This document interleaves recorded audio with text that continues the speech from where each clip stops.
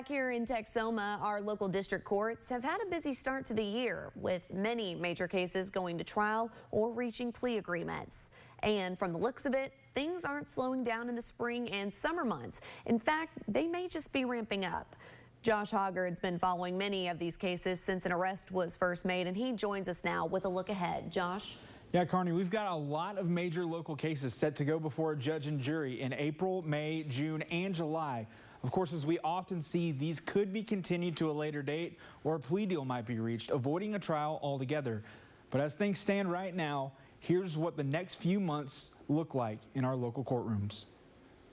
14 local cases are set for trial in the next 4 months alone, from fatal crashes to fentanyl-related deaths, and others that are in a different category altogether. Beginning April 7th in the 78th District Court with the trial of Michael Carlson, a former sheriff in Knox County charged in a 3-car wreck near Electra in May 2023 after a 1-year-old in one of the other vehicles tragically died the day after the crash. Then out to Montague County in the 97th District Court, where Gregory Bell stands accused of beating a woman to death inside her home in St. Joe, the first murder case in the small Texas town since 1986. Back in Wichita County, the week of April 28th will potentially see 3 cases go to trial. First in the 30th District Court, with 2 cases set on the docket. Gloria Jordan charged with manslaughter after she allegedly sat on her mother's head in prayer, leading to her death. And James Henderson, charged in a deadly bar brawl at O'Brien Sports Pub in 2020. He's facing a charge of murder. Over in the 78th District Court, Brandon Curry's set for trial in a fentanyl-related murder after the 2022 death of MSU student Adam Sattler. Staying in the 78th, the week of May 19th sees 2 major local cases on the trial docket. Anthony Keeneland, a veteran of the U.S. Army diagnosed with PTSD, who law enforcement say opened fire on them outside of his home on Turkey Ranch Road. He's facing over a dozen counts of attempted capital murder of a peace officer. And Paul Coleman, the founding pastor of Good Samaritan Outreach Ministries, facing multiple charges of sex crimes against young girls in his congregation. Looking ahead to June, another defendant charged with murder in the fatal bar fight at O'Brien's in 2020, Jorge Soto, will have his day in court. That trial begins June 2nd in the 30th District Court. And the same day in the 78th, the trial of Catherine Jarvie is set to get underway. She's accused of negligence and exploitation after police say her 6-year-old son was discovered severely malnourished, weighing only 15 pounds. June 23rd in the 30th District Court, Norman Williamson is set for trial, charged with drugging and sexually assaulting a Wichita Falls teenager. And things don't slow down at all headed into July in Wichita County. July 14th has 2 major cases on district court dockets. In the 30th, Ronald Burdick is set for trial, charged with murder after the fatal shooting of Michael Randall on Shepherd Road in 2023. And down the hall in the 78th, another fentanyl murder trial is set to begin, that of Jacob Blankenship, accused of selling pills laced with fentanyl that led to the death of Zoe Brewer in April 2022. On July 28th, Jeffrey Dextrays is set for trial in the 30th District Court, charged in a fatal crash on Loop 11 and Northwest Highway in November 2022. And in the 78th, trial is set to get underway for Donald McCrae, a former inmate at the Allred unit, accused of aggravated assault of 2 guards, stabbing one in the face multiple times. Since he was indicted, he's made death threats against local officials. His trial is also set to begin on July 28th.